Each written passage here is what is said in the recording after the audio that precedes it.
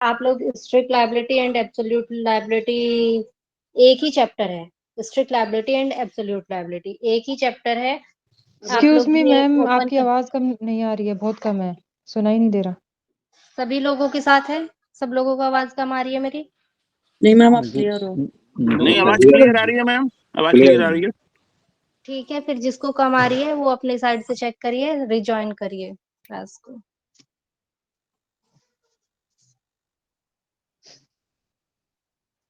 Okay, strict liability and absolute liability देख लीजिए कौन सा चैप्टर है। फिर बीच में मत पूछना कि कौन सा चैप्टर है, और न्यूसेंस भी पहले से देख के रखिए कि कौन सा चैप्टर है। अगर किसी को नहीं मिल रहा है तो पूछ लीजिए, जिसको पता हो वो बता दीजिए कौन सा चैप्टर है। मैम आपके कोई नोट्स हैं जो आप शेयर करोगे इन दोनों पे? मतलब वैसे कोई पीडीएफ तो चैप्टर नहीं है, लेकिन 16 वांगिया का, वो चैप्टर 16।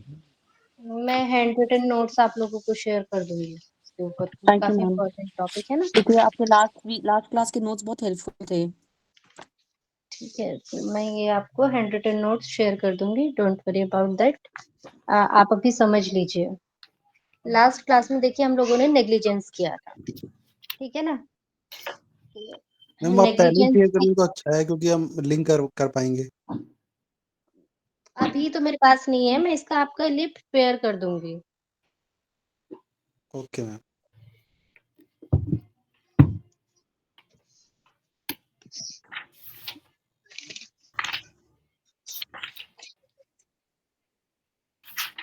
चलिए, स्ट्रिक्ट लायबिलिटी देखिए, हम लोगों ने लास्ट क्लास में क्या पढ़ा था, नेग्लिजेंस पढ़ा था। नेग्लिजेंस में हम लोगों ने पढ़ा कि जहाँ पर ड्यूटी ऑफ केयर होती है और उस ड्यूटी का ब्रीच होता है, तो पर्सन को लायबल ठहराया जाता है, किसके लिए, नेग्लिजेंस के लिए।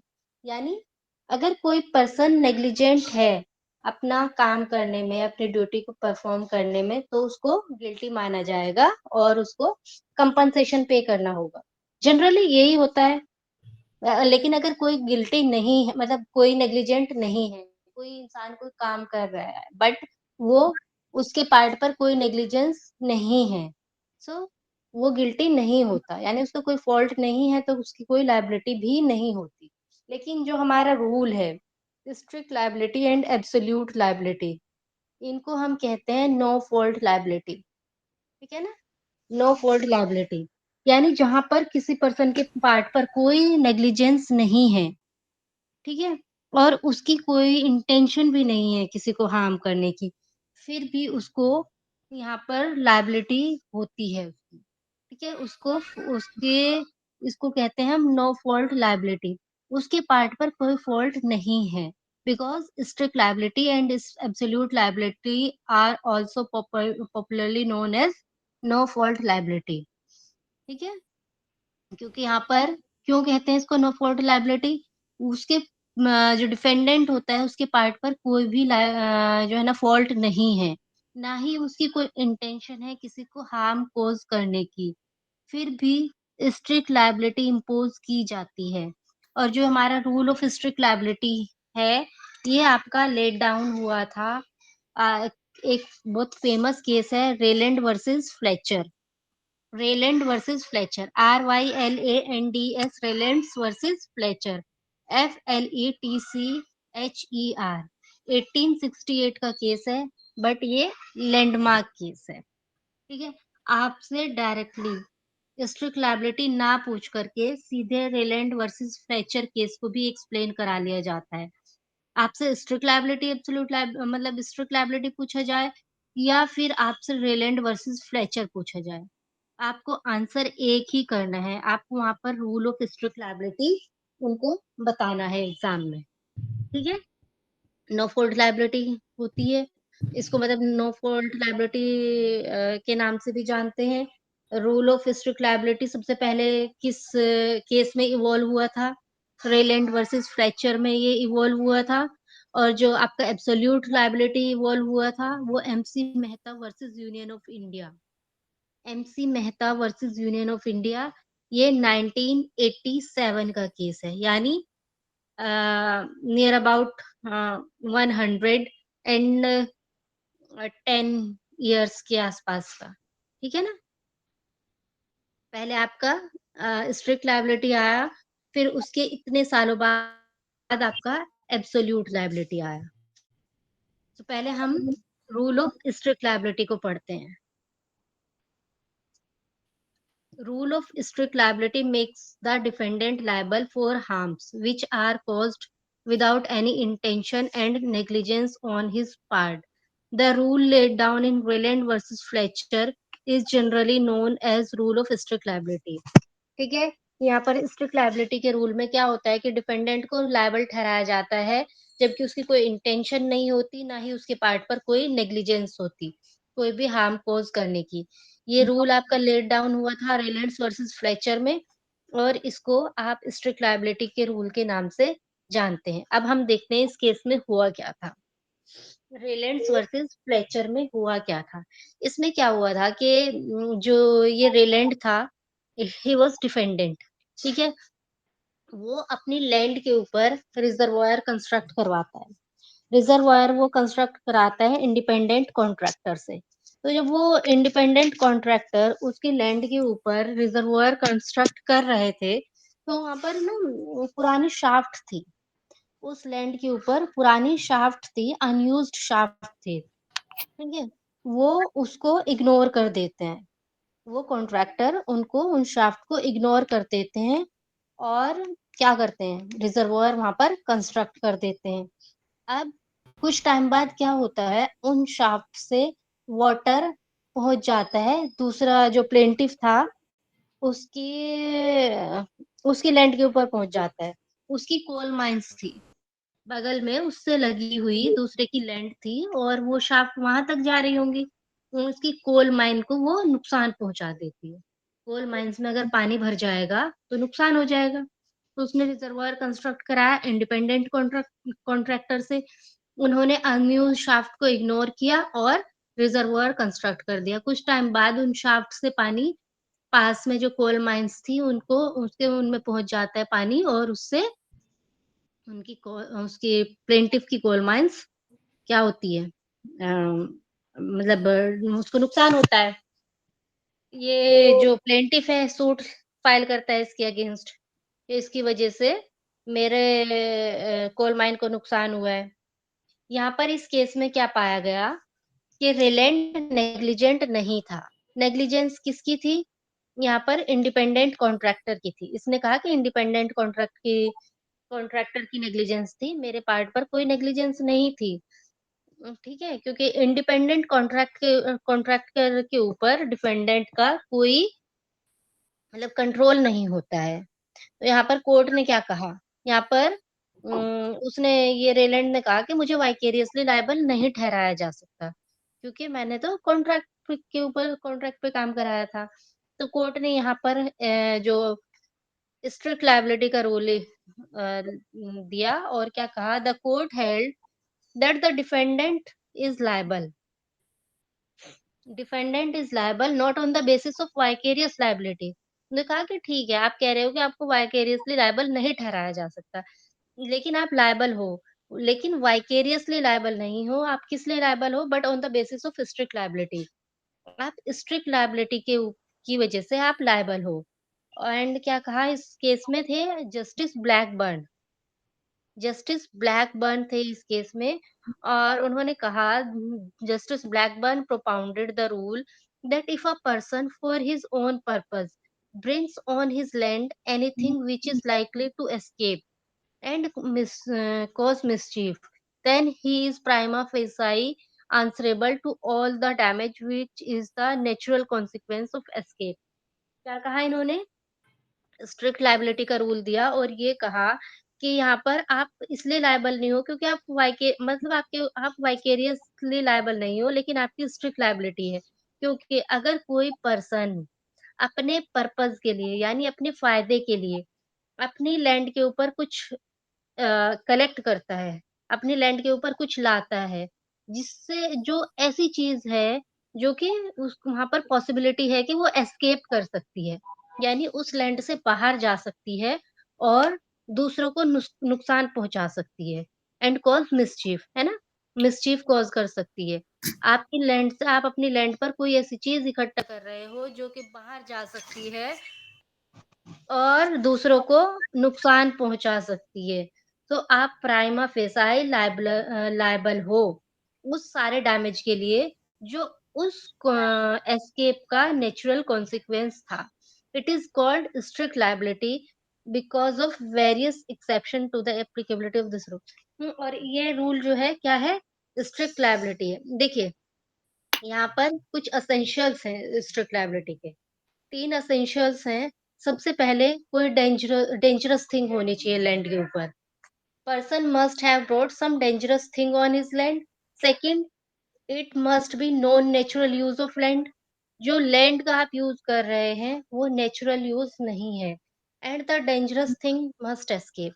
अगर 3 चीजें हो जाती हैं तो वो आपका यहाँ पर डिफेंडेंट ये डिफेंस नहीं ले सकता कि मेरे पार्ट पर कोई नेग्लिजेंस नहीं थी।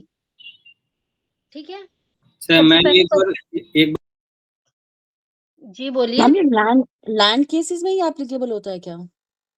लैंड के ऊपर आप कोई मतलब नॉन नेचुरल यूज कर रहे हो लैंड का, तभी तो वो उस लैंड से ही तो एस्केप करेगा ना।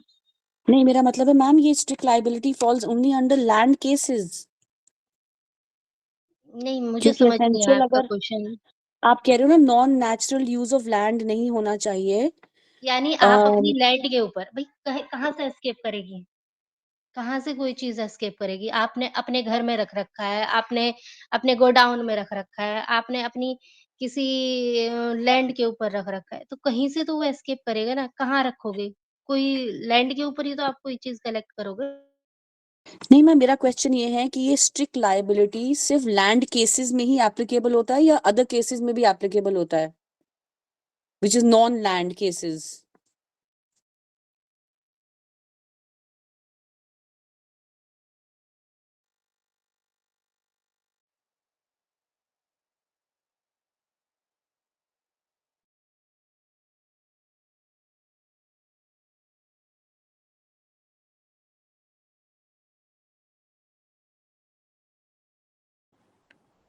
मैम आप म्यूट हैं। सॉरी। हाँ। सो मतलब जैसे आपने लैंड के ऊपर कोई रिजर्वायर कंस्ट्रक्ट कर लिया या आपने डैम बना लिया या फिर आपने तो या फिर आपने गैस बहुत ज्यादा गैस सिलेंडर्स रख रखे हैं या कोई इलेक्ट्रिसिटी का आपका ऐसा कोई काम है, कोई फ्यूम्स वहां से निकल रही है, किसी लैंड के ऊपर आपने एक्सप्लोसिव कलेक्ट कर रखे हैं। सो ये सब चीजें जो खतरनाक चीजें हैं वो लैंड के ऊपर ही तो कलेक्ट होगी। और नॉन लैंड वाले मतलब कोई एग्जांपल बताइए कि उन से कहूँ मैम कि हाँ। फॉर एग्जाम्पल एक चाइल्ड एक स्कूल में पढ़ता है और उस स्कूल की स्ट्रॉन्ग सिक्योरिटी और सिक्योरिटी के चार्जेस पेरेंट्स देते हैं और एक चाइल्ड वहां से गायब हो जाता है, मिसिंग हो जाता है, किडनैप हो जाता है। तो इसमें अगर ये स्कूल ये वो लेता है तो स्टैंड कि क्राइम हम हो गया, हम यहाँ पे सिविल इसकी बात कर रहे हैं। ठीक है, स्ट्रिक्ट लायबिलिटी में हम्म, ये कोई आपने कोई डेंजरस थिंग है लैंड के ऊपर और वो उस लैंड का नॉन नेचुरल यूज है और वो एस्केप हो जाती है। बच्चा खो गया है, वो तो किडनैपिंग का केस हुआ ना। Yes you right. ठीक है। ठीक है। तो कोई भी चीज अगर एस्केप होती है, देखिए आपने बहुत ज्यादा पानी है, डेंजरस नहीं है। वाटर जब तक नॉर्मल में आप रखते हो वो डेंजरस नहीं है। आपने पॉन्ड बना रखा है, आपने स्विमिंग पूल बना रखा है, ठीक है, वो डेंजरस नहीं है। लेकिन अगर आप रिजर्वायर बना रहे हो सो वो डेंजरस हो जाएगा ना। अगर वहां से वाटर लीक हो गया तो नुकसान कर सकता है। सो क्या हुआ ये? Dangerous thing on the land. कोई भी आप अपने घर में 1-2 सिलेंडर रखते हैं, ठीक है? कोई मतलब वो डेंजरस थिंग नहीं हुई। लेकिन अगर आप गोडाउन है और उसमें आप सिलेंडर रखते हैं, तो यानी 100, 50, 150, 200 सिलेंडर हो सकते हैं। अब क्या हो गया वो? डेंजरस। 1-2 सिलेंडर घर में है, अपने पर्सनल पर्पस के लिए हुआ, डेंजरस नहीं हुआ। लेकिन आप जब ज़्यादा चीज़ कोई ज़्यादा बल्क में कर लेते, तो वो डेंजरस हो जाता है। एक्सप्लोसिव्स रखे हुए हैं किसी ने, तो वो डेंजरस हो गया। कोई कोई ऐसी चीज़ आपने रखी हुई है जिससे फ्यूम्स निकल रही हैं, ठीक है? तो वो क्या हुआ, वो सब डेंजरस हो गई। इलेक्ट्रिसिटी नॉर्मल तार है, ये कोई डेंजरस नहीं है, बट कोई ऐसा कोई कमर्शियल एक्टिविटी हो रही है जहाँ पर मतलब हाई वोल्टेज की लाइनें हैं, सो वो डेंजरस हो गई। तो things must be dangerous, person must have brought some dangerous thing on his land. Strict liability का रूल तभी अप्लाई होगा जब कोई डेंजरस थिंग होगी लैंड के ऊपर। ठीक है? Things must be dangerous in the sense that it must be capable of causing harm if it escapes. यानी वो डेंजरस ऐसी होनी चाहिए कि अगर वो बाहर निकल गई उस जगह से, तो वो दूसरे को नुकसान पहुंचा सकती है। पानी, गैस, इलेक्ट्रिसिटी, इस तरह की कोई भी चीज। The person is liable whether or not he is the owner. ये मैटर नहीं करता कि वो उस लैंड का ओनर है या नहीं है। Such dangerous thing must escape outside the occupation and control of the defendant. The dangerous thing is not just determined on the basis of nature. ठीक है? डेंजरस थिंग उसकी नेचर के ऊपर डिपेंड नहीं करता। लेकिन कई बार जैसे कि मैंने कहा कि जब तक वो डेंजरस कैसे हो सकती है? क्वांटिटी की वजह से डेंजरस हो सकती है। पानी है, डेंजरस नहीं है, लेकिन क्वांटिटी अगर उसकी बढ़ गई, तो वो डेंजरस हो सकता है। गैस है, एक एलपीजी सिलेंडर है, वो डेंजरस नहीं है। बट अगर आप उसको एक ज़्यादा क्वांटिटी में स्टोर करोगे, तो वो डेंजरस हो सकता है। ठीक है? तो डेंजरस क्या है? This is a question of fact. और वो भी हर एक केस के फैक्ट एंड सर्कमस्टांसेस के ऊपर कोर्ट डिसाइड करेगी कि डेंजरस था या नहीं था। And it must B second जो हमारा एसेंशियल है, that must be non natural use of land. Non natural use of land, आप अपनी लैंड के ऊपर वही वही एग्जांपल मैं फिर से देना चाहूंगी कि आप कोई पॉन्ड बना रहे हैं, स्विमिंग पूल बना रहे हैं, तो वो नेचुरल यूज ऑफ लैंड है। आप अपने लिए आपने घर बनाया, आपने फार्म हाउस बनाया, वहां पर आपने स्विमिंग पूल भी बना लिया, सो वो नेचुरल यूज ऑफ लैंड है। लेकिन आप नॉन नेचुरल कब हुआ कि आपने बहुत बड़ा वहां पर रिजर्वायर कंस्ट्रक्ट कर दिया, तो अब वो non natural use of land हो गया ना। आपके पास एक गोडाउन है, ठीक है? आप वहाँ पर कोई कमर्शियल एक्टिविटी भी कर रहे हैं, लेकिन आप उसको क्या कर दिया? आपने उसको गैस सिलेंडर का के लिए उसको रेंट आउट कर दिया या कुछ भी, या किसी आपने अपने लिए कर लिया, एजेंसी आपको मिल गई गैस सिलेंडर, तो वो भी नॉन नेचुरल यूज हो गया उस लैंड का। या आपने अपने घर के अंदर ही कितने सारे रख रखे हैं, या कोई ऐसी और डेंजरस थिंग जो अगर एस्केप कर गई, ठीक है? यानी उस लैंड का आप नॉन नेचुरल यूज कर रहे हैं। And the dangerous thing must escape, dangerous thing का बाहर जाना जरूरी है। ये उस लैंड से बाहर गई, ऐसा नहीं कि कोई वहां आया और उसको नुकसान हो गया, लेकिन उसका बाहर जाना। जैसे यहाँ पर एक केस है, पॉन्टिंग वर्सेस नोक्स।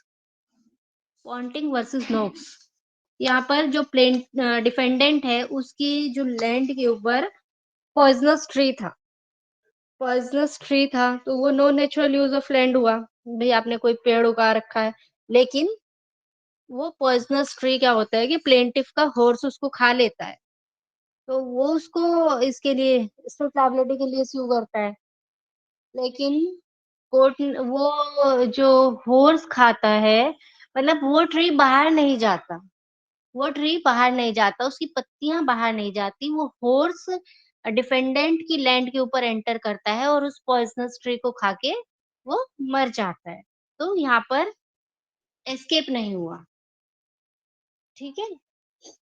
एस्केप नहीं हुआ, एस्केप होना जरूरी है। उस चीज का जो डेंजरस थिंग है, उसका उस नेचुरल उस लैंड से, उस प्रेमाइसिस से बाहर निकलना जरूरी है, बाहर निकल के वो किसी को नुकसान पहुंचाए, ठीक है? तभी स्ट्रिक्ट लायबिलिटी का रूल अप्लाई होगा, अदरवाइज नहीं होगा, ठीक है? Three things are three essential जो है हमारे स्ट्रिक्ट लायबिलिटी के: dangerous thing, non natural of use of land and escape of dangerous thing. तभी आपका स्ट्रिक्ट लायबिलिटी का रूल अप्लाई होगा। अब क्या क्या एक्सेप्शन हो सकते हैं? Exception to the Rylands rule, Ryland versus Fletcher के रूल में क्या क्या एक्सेप्शन है, या स्ट्रिक्ट लायबिलिटी के रूल में क्या क्या एक्सेप्शन है? क्या-क्या डिफेंस यहाँ पर डिफेंडेंट ले सकता है। क्या एक्सेप्शन है, क्या डिफेंस ले सकता है वो? सबसे पहले वो कहेगा कि प्लेंटिफ ऑन फॉल्ट, मेरी गलती नहीं थी, प्लेंटिफ की गलती थी। जैसे अभी हमने पॉन्टिंग वर्सेस नॉक्स का केस देखा। पॉन्टिंग वर्सेस नॉक्स में प्लेंटिफ का घोड़ा डिफेंडेंट की लैंड के ऊपर एंटर करा और उसने पॉइजनस ट्री को खा लिया।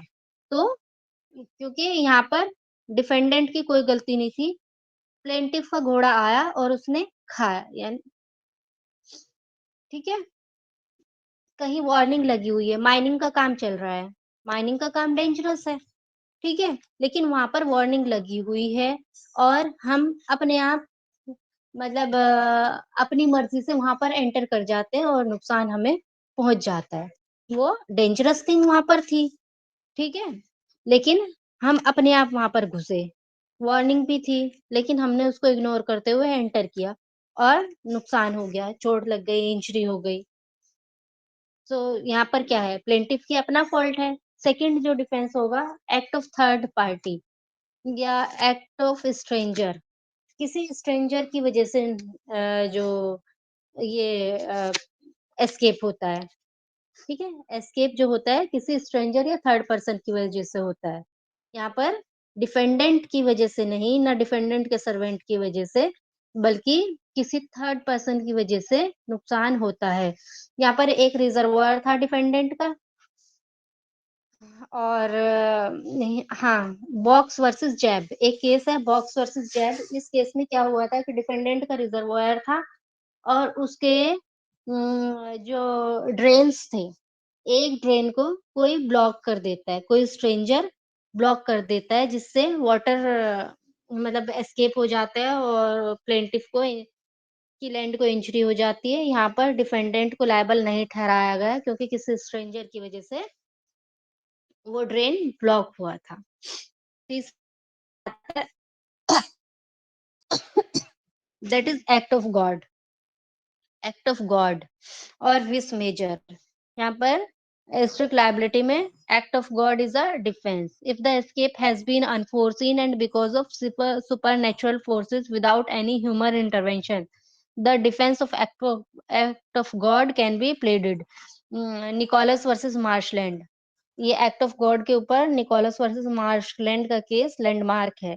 यहाँ पर जो डिफेंडेंट ने आर्टिफिशियल लेक्स क्रिएट की थी अपनी लैंड के ऊपर, ठीक है? और एक एक्स्ट्रा ऑर्डिनरी रेनफॉल हो जाता है जिसकी वजह से जो लेक्स हैं वो डैमेज हो जाती हैं, मतलब वो ज़्यादा भर जाती हैं, पानी बह जाता है क्योंकि वो एक्ट ऑफ गॉड था। तो डिफेंडेंट को इस केस में लायबल नहीं ठहराया गया था।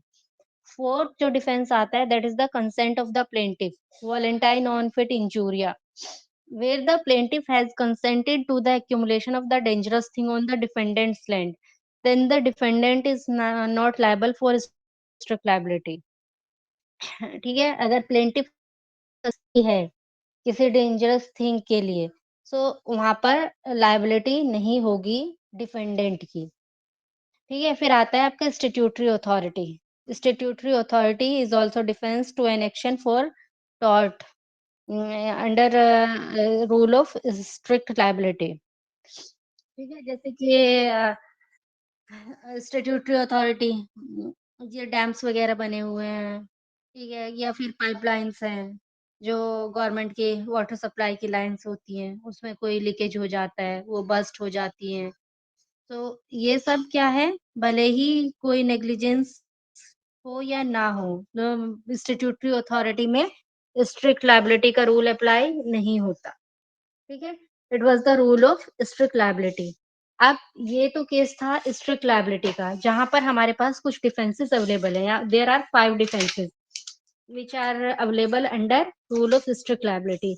अब rule of strict liability evolve हुआ था आपका, मैंने बताया था कौन से ईयर का केस था ये, 1868 का। लेकिन आपका MC Mehta versus Union of India 1987 में रूल इवॉल्व हुआ आपका, rule of absolute liability. Absolute liability क्या कहता है, ये भी नो फॉल्ट लायबिलिटी है आपकी और यहाँ पर कोई भी डिफेंस अवेलेबल नहीं है। अगर डिफेंडेंट कोई डेंजरस एक्टिविटी करता है, सो उसके लिए कोई भी डिफेंस अवेलेबल नहीं होगा। अगर वो अपने फ़ायदे के लिए कोई काम करता है, तो अब उसके लिए कोई डिफेंस नहीं है। Supreme Court in MC Mehta versus Union of India, popularly known as oleum gas leak case. ये ओलियम गैस लीक हुई थी 4th एंड 6 दिसंबर 1985 को, यहाँ पर दिल्ली में, Shriram foods and fertilisers industries in Delhi. ठीक है? यहाँ से ओलियम गैस लीक हुई थी और इस गैस लीक में कई सारे लोग अफ़ेक्ट हुए थे और बहुत सारे लोग मर गए थे, ठीक है? ये ऐसा ही दूसरा केस है आपका union Carbide Corporation versus Union of India. ये 1990 का केस है। बट डिसीज़न जो आया था 1987 वाले में पहले आया था ओलियम गैस लीक केस में, ठीक है? भोपाल गैस लीक ट्रेजेडी ये जो ज़्यादा पॉपुलर है ये case, union Carbide Corporation versus Union of India. तो इन केसेस में रूल ऑफ एब्सोल्यूट लायबिलिटी आया, एमसी मेहता में आया था, MC Mehta versus Union of India. इसमें सुप्रीम कोर्ट ने क्या कहा था, यहाँ पर सुप्रीम कोर्ट ने एक बोल्ड डिसीजन लिया और उन्होंने कहा कि सुप्रीम कोर्ट ने क्या कहा, the Supreme Court took a hard and bold decision holding that it was not bound to follow the 19th century rule of English law and it could evolve a rule suitable to which is prevailing the Indian condition of social and economic at the present day. ठीक है, it evolved the rule of absolute liability. क्या इन्होंने कहा, अ, इसने supreme court ने इस केस में कहा, this rule Rylands versus Fletcher evolve in 19th century at a time when all these developments of science and technology had not taken place, cannot afford any guidance in evolving any standard of liability consistent with the constitutional norm and need of the present day economy and social structure.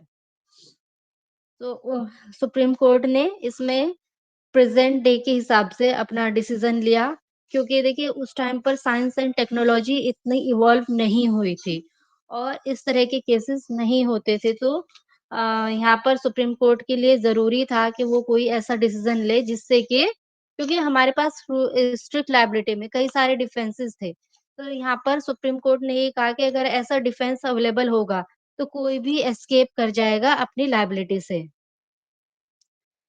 The court held that owing to the social and economic conditions prevailing in the country, the rule in Rayland case is not applicable.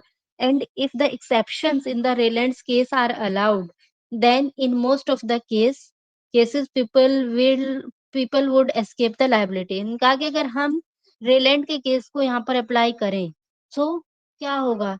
जो लोग हैं वो अपनी liability से escape कर जाएंगे। ये आजकल जो जैसे फैक्ट्रीज होती है वहां पर बहुत डेंजरस एक्टिविटीज होती है मतलब बहुत सारे केमिकल्स लीक हो सकते हैं, गैस लीक हो सकती है। तो अगर यहाँ पर हम ये डिफेंसेस दे दें कि जो भी यहाँ पर डिफेंसेस हमने स्ट्रिक्ट लायबिलिटी के केस में दिए, तो क्या होगा, जो भी ऑनर्स हैं, फैक्ट्री ऑनर्स, वो अपनी लायबिलिटी से एस्केप कर जाएंगे। ठीक है?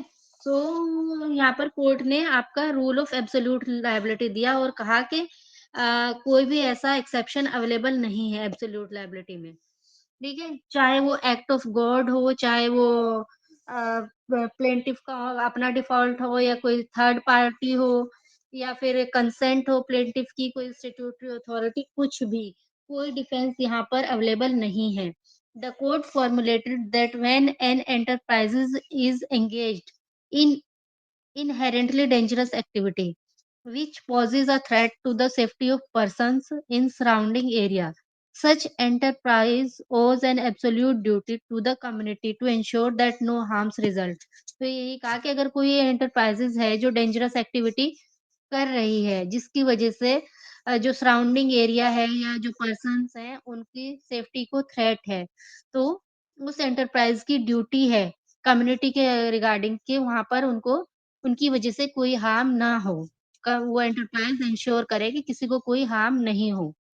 It was held that if harm results to anyone on account of accident, such enterprise is absolutely liable to compensate all those who are affected, and such liability is not subject to any exception of strict liability.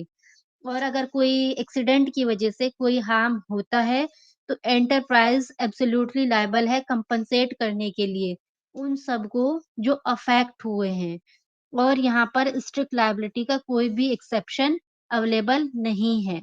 The court also held that measures of compensation in such kind of cases must be correlated to the magnitude and capacity of enterprise और यहाँ पर जो compensation होगा वो उसके according होना चाहिए जो भी एंटरप्राइज की कैपेसिटी है एंड जो भी वहाँ पर उसके अकॉर्डिंग यहाँ पर कंपनसेशन होगा and compensation must have deterrent effect और कंपनसेशन ऐसा होना चाहिए जिससे कि डेटरेंट इफेक्ट हो यानी कंपनसेशन डेटरेंट हो यानी ज़्यादा हो जिससे कि आगे जो एंटरप्राइजेज़ हैं, वो हर तरह की सेफ्टी एंड प्रिकॉशन लें और इस चीज़ का ध्यान रखें कि उनकी तरफ से कभी भी कोई एक्सीडेंट नहीं हो। इंटेंशनल या अनइंटेंशनल, नेग्लिजेंट या कैसे भी, कोई भी अगर एक्सीडेंट होता है और उसकी वजह से हार्म होता है, then they are absolutely liable.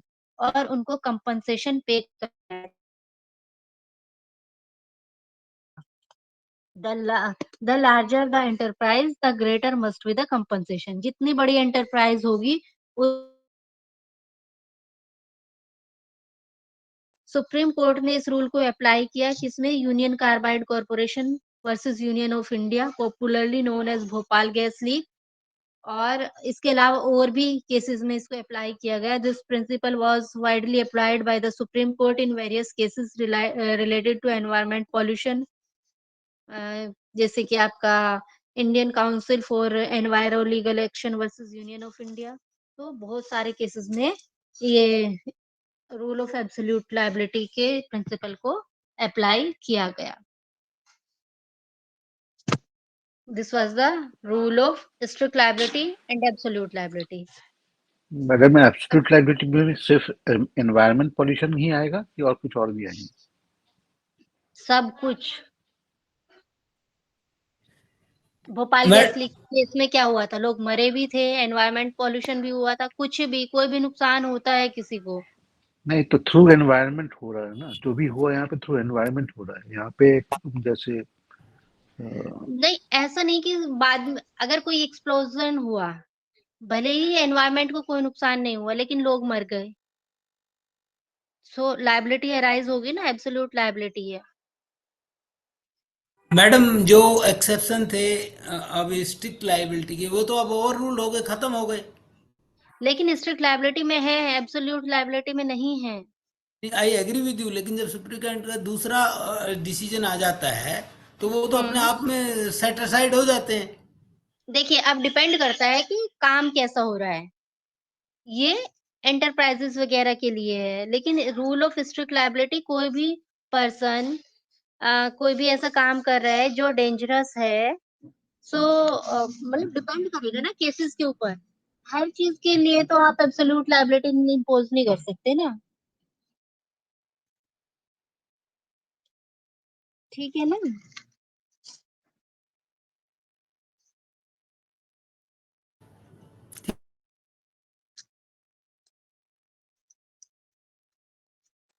Ability में और भी एनिमल्स वगैरह हैं और ये आपके ये हाँ प्रीमिसेस वगैरह एनिमल्स हो गए कोई भी मैंने बताया तो है कुछ भी तरह की चीजें हो सकती हैं जहाँ पर किसी को भी कोई नुकसान हो सकता है कोई भी रिस्क हो सकता है डोमेस्टिक फायर हो गई नॉन डोमेस्टिक फायर हो गए एनिमल्स हो गए पॉइजनस ड्रग्स हो गया कोई मशीनरी हो गई डेंजरस आर्टिकल्स हो गए गैस हो गई ठीक है ये नहीं सब मैडम ये जो लाइबिलिटी फॉर ये डैमेज फॉर कैटल्स और ये प्रॉपर ये प्रीमिसेस ये सब भी है क्या हमारे कोर्स में?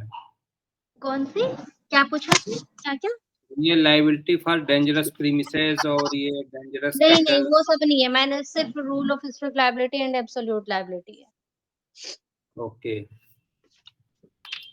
ठीक है इसमें लाइबिलिटी फॉर एनिमल्स भी आ रहा है तो ये सब नहीं है नहीं ना? नहीं नहीं नहीं जितना मैंने आपको बताया ना रूल्स ऑफ स्ट्रिक्ट लायबिलिटी में उतना ही करना है आपको उससे उससे ज्यादा नहीं करना है और ओके। एब्सोल्यूट लायबिलिटी बस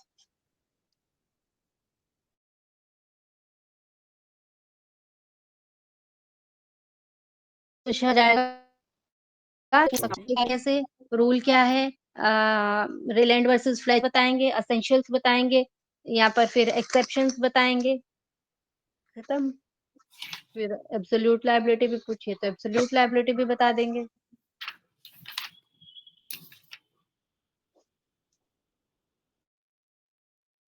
अब आता है आपका nuisance.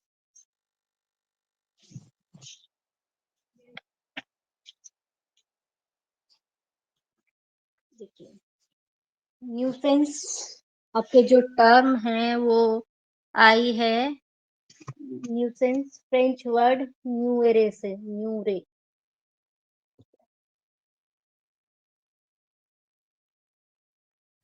Madam please repeat. Nuisance term हमने ली है French word nuire, NUIRE। French word nuire से ली है विच मीन्स टू हर्ट और अनॉय। न्यूरे का मतलब होता है हर्ट करना या अनॉय करना, फ्रेंच वर्ड है। सो न्यूसेंस का मतलब होता है कोई अनॉयंस क्रिएट करना, ठीक है। न्यूसेंस कोई अनॉयंस क्रिएट करना, किसी को अपने कोई किसी को अपनी लैंड के एंजॉयमेंट में डिस्टर्ब करना, अनॉयंस क्रिएट करना, वो कहलाता है आपका न्यूसेंस। विनफील्ड ने इसको डिफाइन किया है अकॉर्डिंग टू विनफील्ड।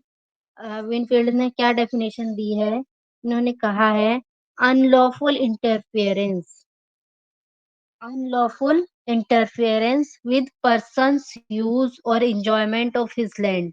क्या है, किसी पर्सन के अपने लैंड के एंजॉयमेंट में आप अनलॉफुल इंटरफेरेंस कर रहे हो, और सम राइट ओवर और इन कनेक्शन विद इट, या फिर उसके किसी राइट में आप इंटरफेरेंस कर रहे हैं, तो वो आपका क्या कहलाता है, न्यूसेंस।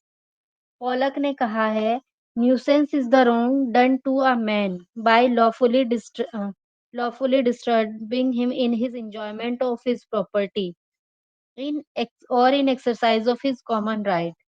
न्यूसेंस रॉन्ग, अगर आप क्रिएट रॉन्ग कर रहे हो किसी को, कोई अपना अनलॉफुल आप उसके एंजॉयमेंट में डिस्टरबेंस क्रिएट कर रहे हो, या फिर उसके राइट में कोई उसका जो राइट है, कॉमन राइट है, उसकी एक्सरसाइज करने में आप कोई डिस्टरबेंस क्रिएट कर रहे हो, दैट इज न्यूसेंस। एक पर्सन है, वो अपने घर में आराम से सो रहा है, मतलब सोने का टाइम है, कोई बहुत लाउड म्यूजिक बजाता है, या फिर रेजिडेंशियल एरिया है, वहां पर कोई मतलब क्या हो रहा है, कोई कमर्शियल एक्टिविटी हो रही है जिसकी वजह से डिस्टरबेंस हो रहा है, तो दिस इज न्यूसेंस। या फिर किसी ने जो है अपनी अम, किसी घर से कोई कोई मतलब कोई मतलब ये कंस्ट्रक्शन वर्क वगैरह होता है ना, वो चल रहा है जिसकी वजह से बहुत ज्यादा दूसरों को, उसने कोई प्रिकॉशन नहीं ली हुई और रात में भी वो काम कर रहा है लगातार, ठीक है, दूसरों को परेशानी हो रही है, दिस इज ऑल्सो न्यूसेंस। कोई भी अगर किसी का राइट है अपने प्रोमाइसेस में एंजॉयमेंट का, और आप उसमें डिस्टरबेंस क्रिएट कर रहे हो, दैट इज न्यूसेंस।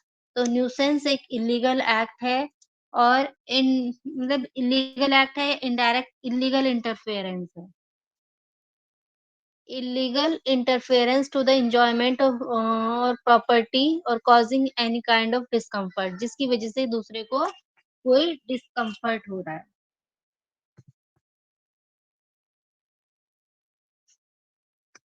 ओके, अब न्यूसेंस दो तरीके का होता है, एक पब्लिक न्यूसेंस होता है और एक प्राइवेट न्यूसेंस होता है। न्यूसेंस दो तरीके का होता है, एक पब्लिक न्यूसेंस होता है और एक प्राइवेट न्यूसेंस होता है। पब्लिक न्यूसेंस जहां पर कोई अनरीजनेबल इंटरफेरेंस होता है with the right of common to general public, general public के साथ कोई इंटरफेरेंस हो रहा है। आपने पब्लिक रोड को खोद दिया, डिगिंग अ पब्लिक रोड, आपने कोई पब्लिक वे है उसको ऑब्स्ट्रक्ट कर दिया, या फिर उसके ऊपर कोई स्ट्रक्चर बना दिया, तो ये सब क्या है, पब्लिक न्यूसेंस है, ठीक है ना। पब्लिक न्यूसेंस एक क्राइम है, पब्लिक न्यूसेंस क्राइम है और प्राइवेट न्यूसेंस सिविल रॉन्ग है। Getting my point? Public nuisance crime है under section 268 of Indian penal code. अगर कोई पब्लिक न्यूसेंस क्रिएट कर रहा है, यानी एक पब्लिक एट लार्ज सफर हो रही है न्यूसेंस से, तो वो क्राइम है। उसके लिए क्रिमिनल केस फाइल होगा, ओके, अंडर 268 ऑफ आईपीसी। लेकिन जो प्राइवेट न्यूसेंस है, वो सिविल रॉन्ग है। उसके लिए एक सिविल सूट फाइल होगा और टॉर्ट के अंदर कंपनसेशन ग्रांट किया जाएगा। Ma'am damage to public public property also इसमें ही आता है।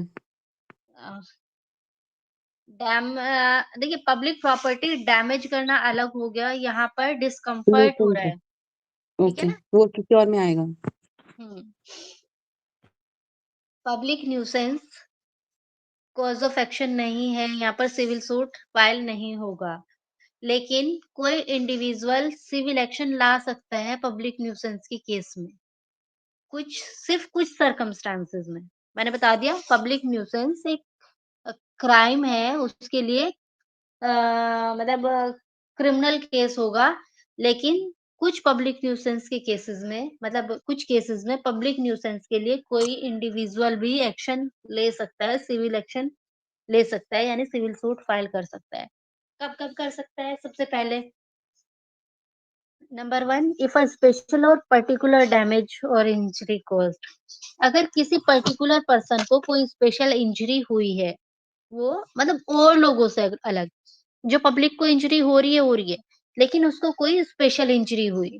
दूसरा, जो स्पेशल इंजरी हुई वो डायरेक्ट कॉज है, वो उस पब्लिक न्यूसेंस का डायरेक्ट कॉज है। Third, the injury must be substantial character, और जो इंजरी हुई है वो सब्सटेंशियल कैरेक्टर की होनी चाहिए। यहाँ पर डॉक्टर रामराज सिंह वर्सेस बाबूलाल का केस है। Doctor Ramraj Singh versus Babulal. The defendant started a brick grinding machine in adjoining promises of the plaintiff. यहाँ पर इसने पब्लिक वो ब्रिक ग्राइंडिंग मशीन स्टार्ट की डिफेंडेंट ने। उससे पब्लिक न्यूसेंस तो क्रिएट हो रहा है, यानी उससे जो डस्ट उड़ रही है, पूरे जो लोकेलिटी है उसको नुकसान हो रहा है।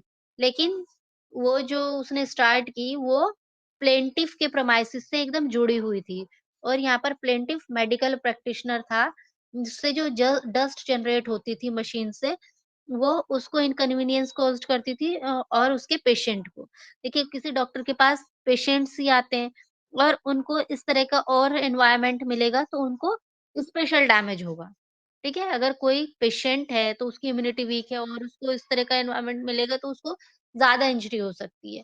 तो उसको यहाँ पर सब्सटेंशियल इंजरी हुई, ठीक है? तो कोर्ट ने उसको स्पेशल डैमेज अवॉर्ड किया। वो सिर्फ इन इस सिचुएशन में पब्लिक न्यूसेंस के लिए कोई प्राइवेट इंडिविजुअल सूट फाइल कर सकता है। लेकिन प्राइवेट न्यूसेंस एक सिविल रॉन्ग है, और प्राइवेट न्यूसेंस कब होता है? जब कोई प्राइवेट इंडिविजुअल इंजर्ड होता है। इंजर्ड से मतलब चोट लगना नहीं, उसको कोई डिस्कम्फर्ट होता है, उसको कोई अनॉयंस होता है। ठीक है, it is a civil wrong and it results in injury to land and property of another or substantial interference with the use and enjoyment of property of another। तो क्या-क्या यहाँ पर essentials क्या-क्या होंगे? Following are the essentials in order to constitute the tort of nuisance। Unreasonable interference। Unreasonable interference क्या होगा? हाँ, देखिए, कोई भी मतलब अनरीजनेबल मेरा घर है, मेरे बगल में एक और घर है, वो रात के 10 बजते हैं और उनके यहाँ पार्टी स्टार्ट हो जाती है। हमारे सोने का टाइम होता है और वो डेली पार्टी स्टार्ट कर देते हैं विद लाउड म्यूजिक। तो ये क्या हो रहा है?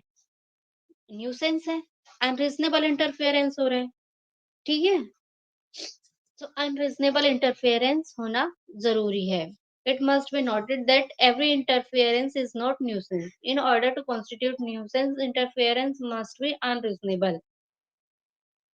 लेकिन कई बार क्या होता है कि कोई एक्ट अदरवाइज रीजनेबल होता है, लेकिन किसी ओवर सेंसिटिव इंसान के लिए वो अनरीजनेबल लग सकता है। तो ऐसा केस नहीं होना चाहिए, वो एक्चुअल में अनरीजनेबल हो। कोई पर्सन ऐसा है जिसको मतलब अम, कोई पेशेंट है या फिर कोई ओवर सेंसिटिव पर्सन है जिसको हल्की सी आवाज से भी इरिटेट हो जाता है, तो उस वो अनरीजनेबल नहीं है। वो अनरीजनेबल हो कि वाकई में मतलब depends on the facts and circumstances of the case. Only a substantial interference with comfort and convenience is an actionable wrong. अगर substantial interference होता है और सच में inconvenience होता है तभी इस wrong के लिए action लिया जा सकता है। दूसरा, such unreasonable interference with the use of enjoyment or land of property। ठीक है, वो जो इंटरफेरेंस हो रहा है यानी आप अपनी लैंड या प्रॉपर्टी के को एन्जॉय करने का जो आपका राइट है, उसमें इंटरफेरेंस क्रिएट हो रहा है, ठीक है? उसमें इंटरफेरेंस क्रिएट हो रहा है।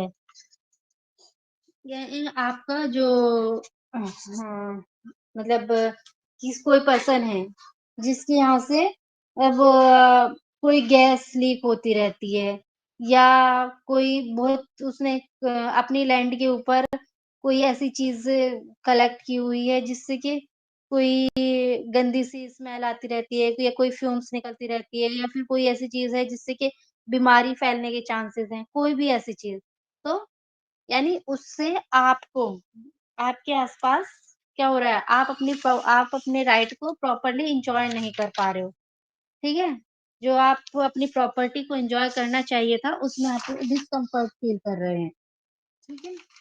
एंड कॉन डैमेज कॉज़्ड और इस इंटरफेरेंस की वज़ह से, इस डिस्कम्फर्ट की वज़ह से कोई डैमेज कॉज़ हो रहा है। तो these are the case of nuisance और ये सारी चीज़ें हैं तो आप कहेंगे कि न्यूसेंस क्रिएट हुआ है।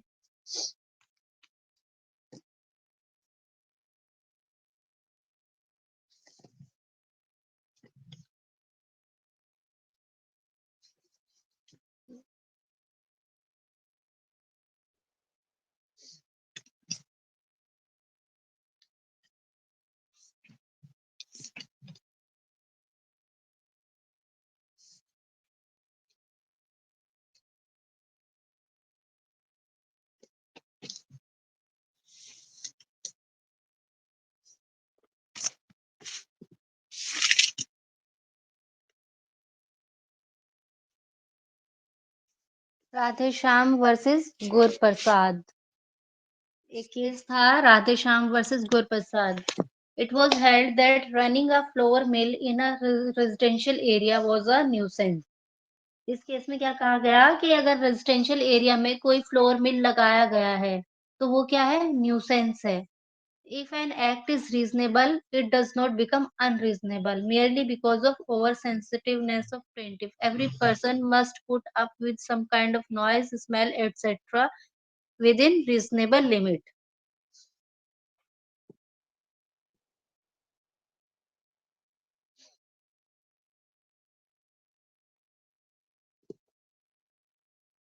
एक दूसरा केस है St Helens Smelting Company. St Helens Smelting Company versus tipping.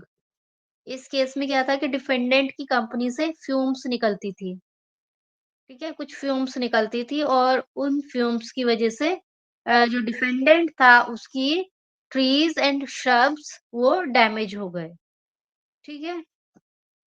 और उसकी वजह से वो ट्रीज एंड श्रब्स जो डैमेज हुए उससे प्लेंटिफ को इंजरी हुई, यानी प्लेंटिफ की प्रॉपर्टी को कोई इंजरी हुई।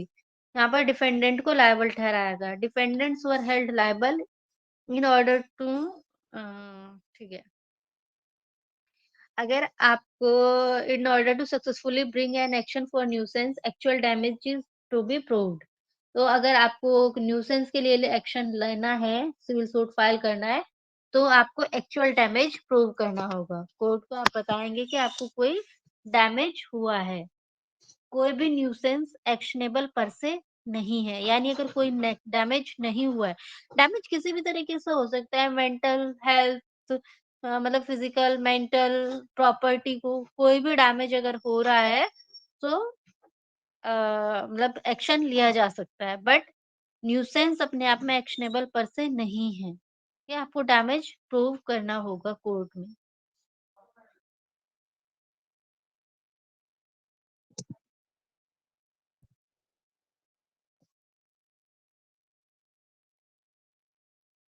तो आपका टॉर्ट कंप्लीट हो गया है।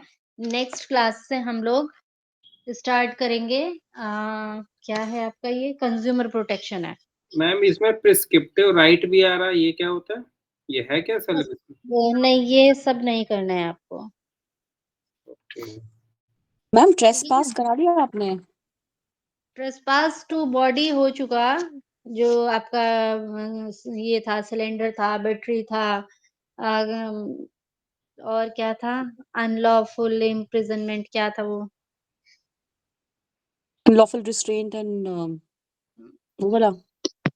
हाँ जी। अब मैं देख लूंगी, वैसे तो यही आता है, ट्रेसपास टू प्रॉपर्टी तो नहीं आता है। ठीक है, बाकी अगर कोई भी टॉपिक ऐसा लगता है आप लोगों को तो वो हम रिवीजन क्लास में डिस्कस कर लेंगे, बट इतना सफिशिएंट है आप लोगों के